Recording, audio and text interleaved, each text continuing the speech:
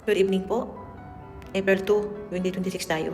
Ngayon, kakatapos ko lang, hindi pala, kakauwi ko lang ng bahay from church.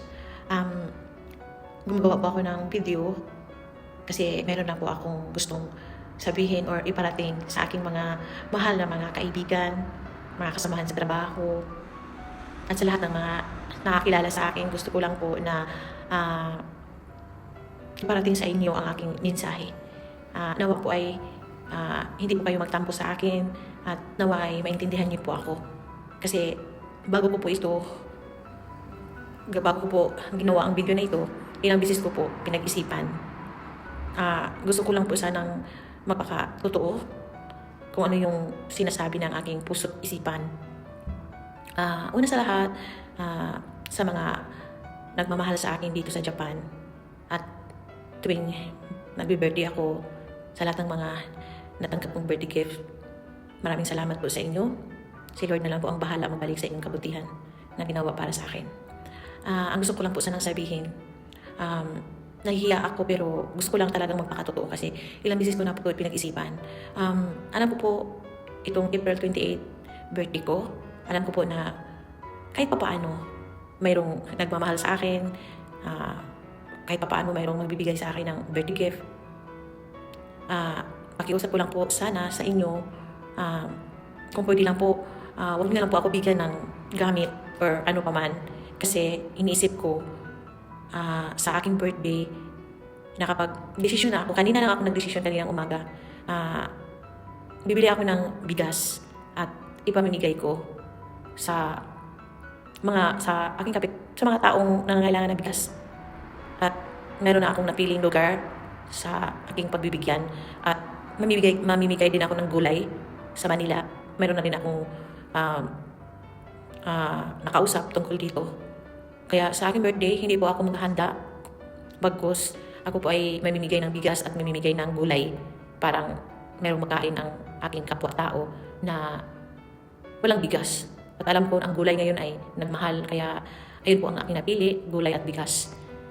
Kung okay lang po sa mga taong nagmahal sa akin, sa mga taong nagbibigay sa akin ng birthday gift every year, kung okay lang po, huwag niyo po akong bigyan ng gamit, bagkus, kahit donation na lang.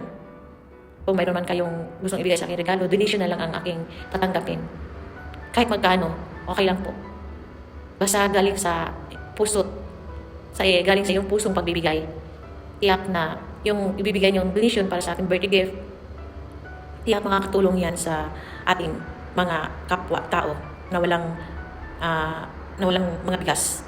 Ayan, idagdag ko yan idagdag ko po yan ang mga donation na malipong ko sa aking birthday gift. Idagdag ko po yan sa aking pera na budget para sa bigas at saka sa gulay. Ayan, malaking tulong po sa akin yan at papasalamat ako sa inyo kung magbigay kayo ng donation, huwag ng gamit. Malaking tulong yan sa akin at sa aking pagbibigyan ng bigas at gulay. So, uulitin ko po, sa aking kaarawan, hindi na po ako maghahanda. At ako ay mamimigay ng bigas at gulay sa aking kapwa-tao na walang-wala. Na kahit bigas hindi kayang bilhin, pahirapan. Makabili man pero pahirapan. Ayan, magbibigay po ako. Sa April 28 mismo ako mamimigay ng gulay at bigas. Sorry kung nagbisaya ako. Ito lang po ang aking masasabi tungkol sa aking birthday. Kasi April 2 na tayo ngayon. So alam ko na sa aking mga kaibigan, sa mga nakakilala sa akin, alam ko na naghahanda sila, parang magbigay sila ng birthday gift sa akin. Salamat sa mga efforts nyo at sana ay hindi huwag na po nyo akong bigyan ng gamit. Donation na lang. Yun lang po. Thank you po. At mag-ingat po tayong lahat dahil ang weather dito sa Japan, pabigla-bigla. Malamig, mainit. So, kailangan mag-ingat po tayo sa lahat ng mga kapwa ko taong gumagamit ng bisikleta dito sa Japan. Mag-ingat po tayo kasi sayang yung penalty. Yung ibabayad natin penalty sa bisikleta natin, idagdag na lang natin yan para ipadala sa Pilipinas. Kailangan natin mahalin ang pera ngayon dahil sa sobrang mahal na ang mga bilihin sa mundong ito. Kaya pahalagahan natin ang pera kahit itchin. Pahalagahan natin dahil hindi mabubuo ang 100 yen kung walang itchin. Yun lang po. So, mga mahal ko, nga nagmamahal sa akin. Maraming salamat po sa inyo lahat. Ingat po kayong lahat. I love you all. So hanggang dito na lang po at ako ay maligo at matulog na. Sobrang antok na po ako. Okay po, I love you guys. God bless us all. Bye for now.